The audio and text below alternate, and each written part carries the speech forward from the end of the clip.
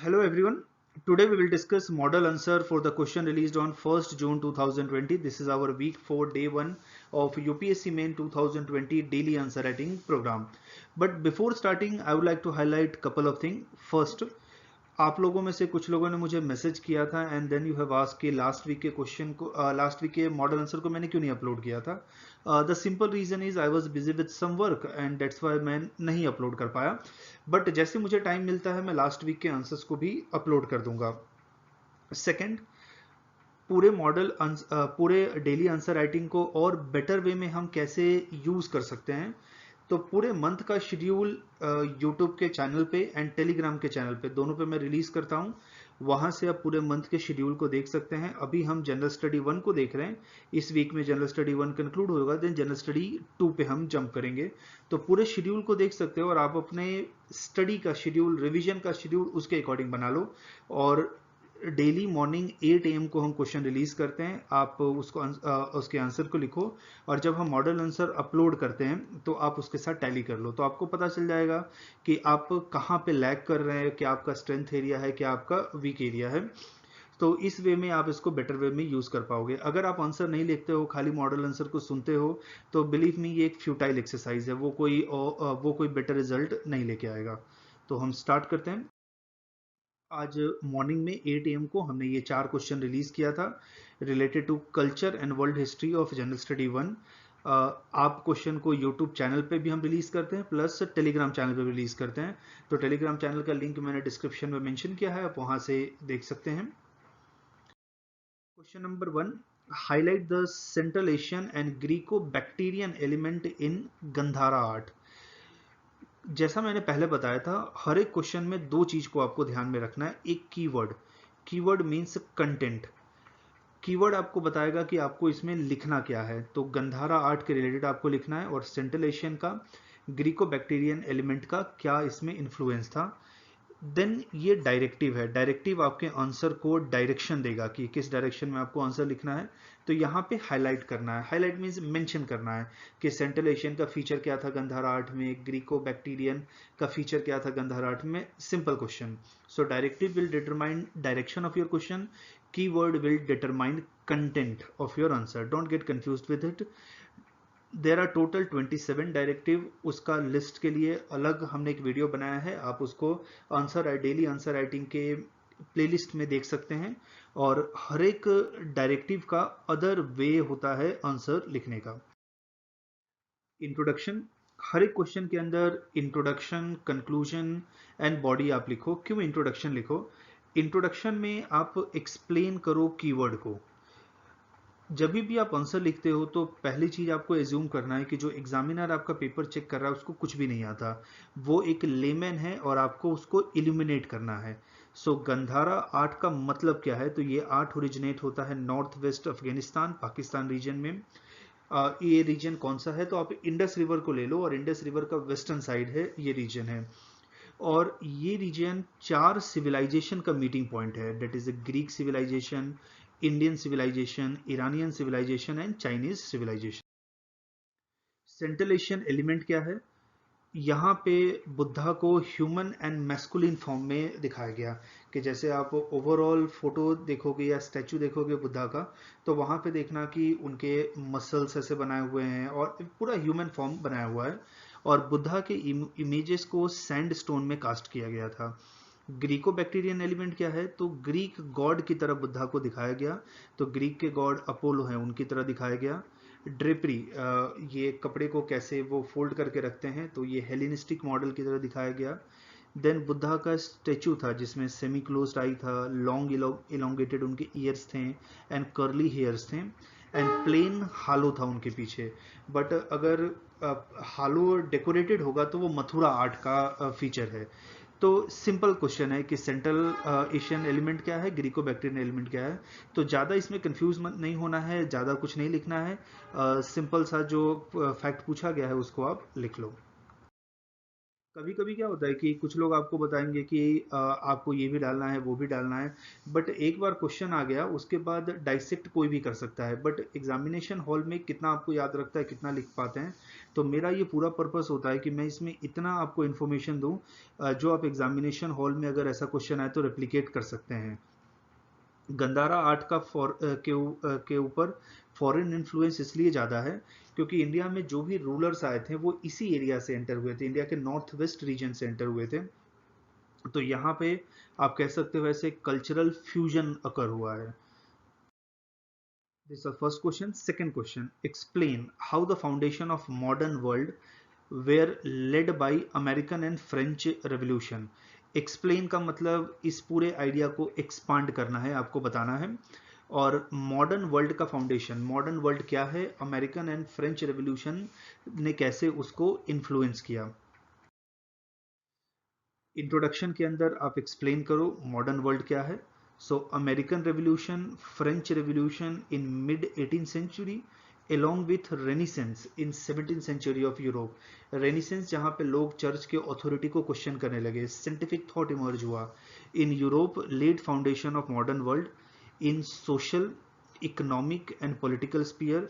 Social sphere में white and black population, male female के बीच में, economic sphere, political sphere, which was characterized by emergence of scientific thought and humanism.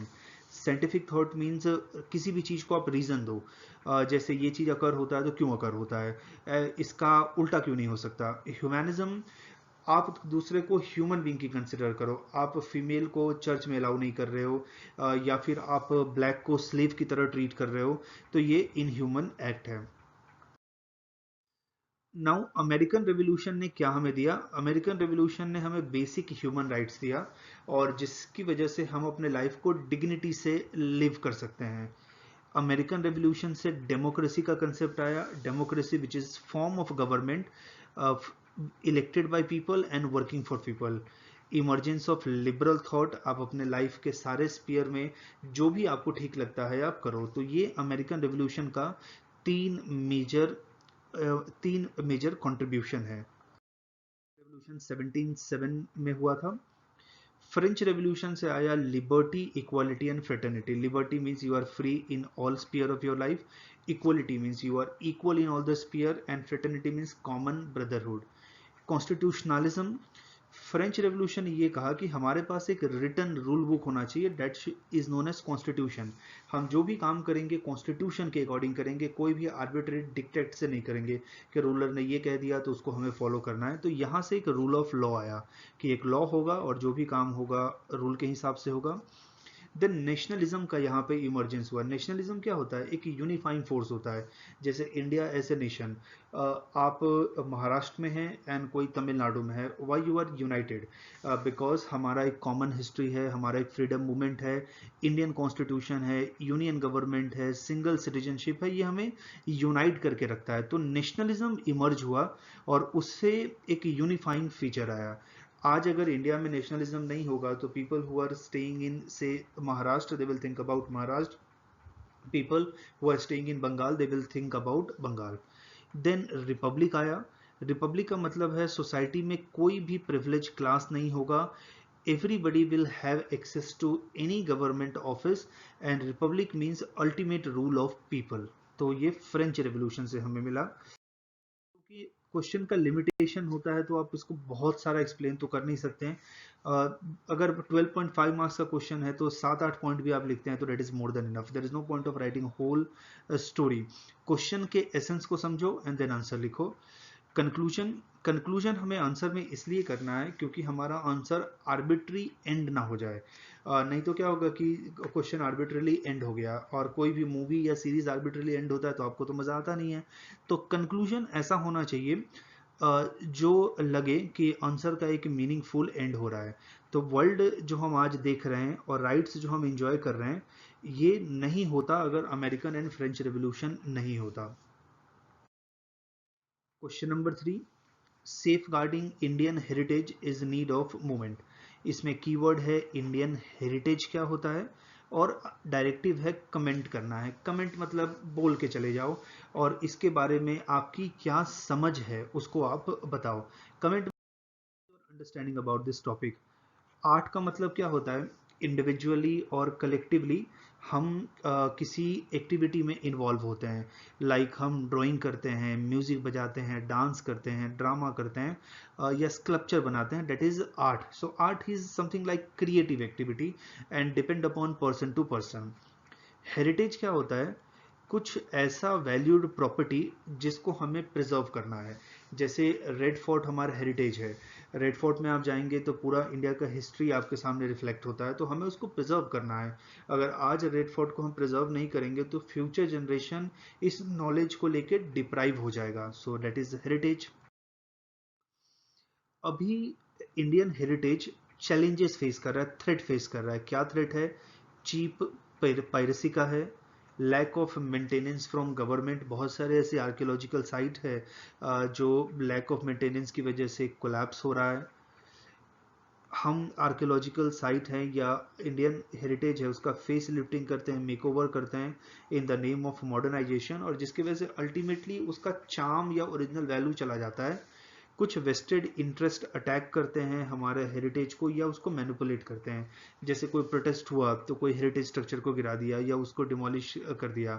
हम वहाँ पे घूमने जाते हैं तो उसको डिमोलिश करते हैं। कितने आप ऐसे हेरिटेज स्ट्रक्चर पे जाएंगे तो वहाँ पे देखना कि ऐसे दिल बना होगा, उसके अंदर से एक एरो पास हो रहा होगा, ऊपर किसी का नाम होगा, नीचे किसी का नाम होगा, तो हम जानबूझ के उसको डैमेज करते हैं। चीप पायरेसी का आप एग्जांपल देखो कि जो पुराने गाने हैं उसके रिमिक्स बन रहे हैं।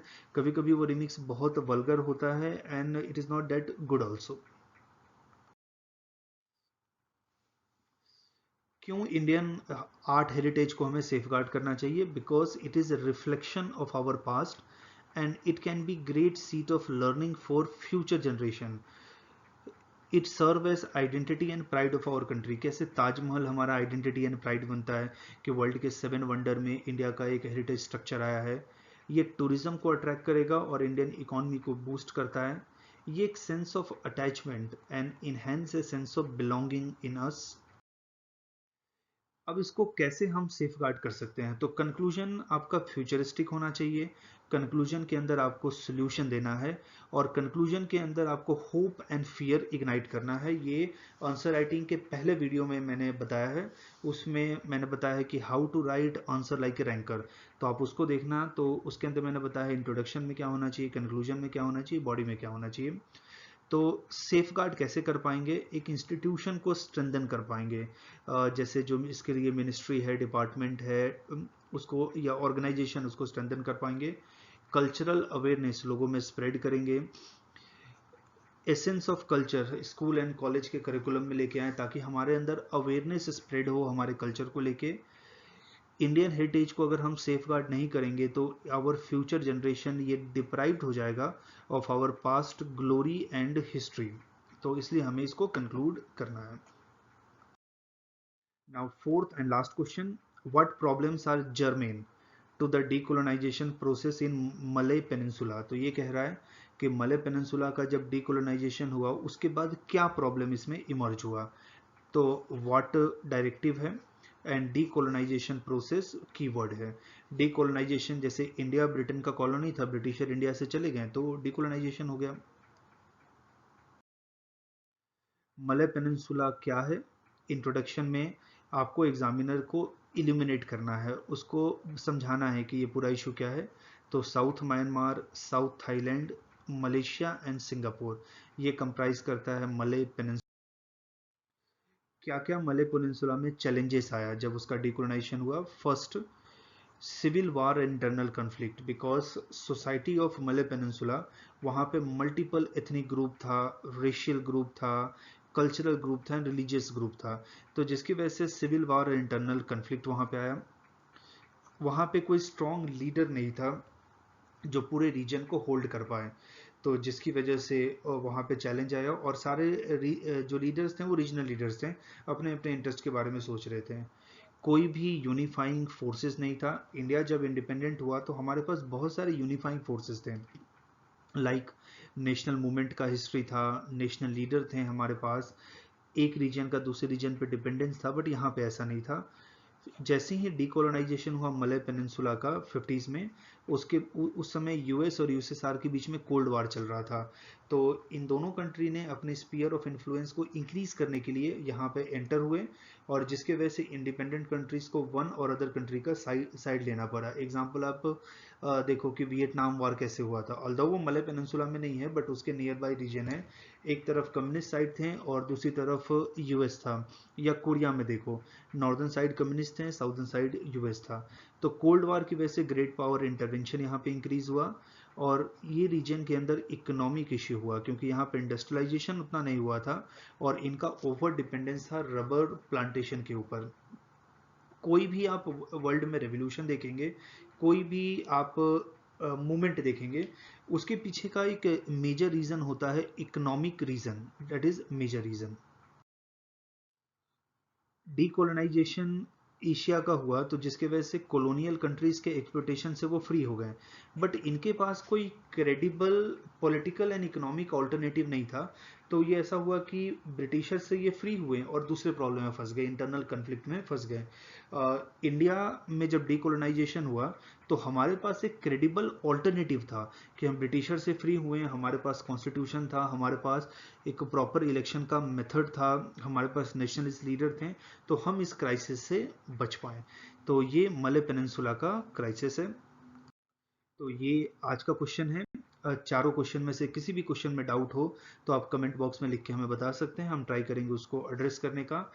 आप मॉर्निंग में आंसर लिखो और इवनिंग में इसको मॉडल आंसर के साथ आप टैली करो, तो ये एक बेस्ट स्ट्रेटजी होगा।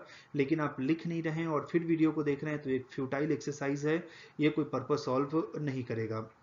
एंड लास्ट, डेली आपको आंसर राइटिंग में ज़्यादा टाइम भी वेस्ट नहीं करना है। एक आंसर को आप 15 से 20 मिनट्स दो, विच मीन्स 1 आवर 1.5 आवर में आपका ये पूरा एक्सरसाइज खत्म हो जाना चाहिए। ऐसा नहीं कि पढ़ना लिखना सब छोड़ के पूरे दिन हम आंसर ही लिख रहे हैं, तो वो भी ठीक नहीं है। तो आप शेड्यूल के हिसाब से प्रिपेयर करो, फिर आंसर डेली लिखो तो आपका इम्प्रूवमेंट आएगा। एंड देन बाकी के टाइम जो है आप अपने ऑप्शनल या जीएस के दूसरे टॉपिक को दो। तो हम यहाँ पे इस लेक्चर को कंक्लूड करते हैं, कल मिलेंगे फिर क्वेश्चन नंबर 5 to 8 के मॉडल आंसर के साथ। Thank you and good day.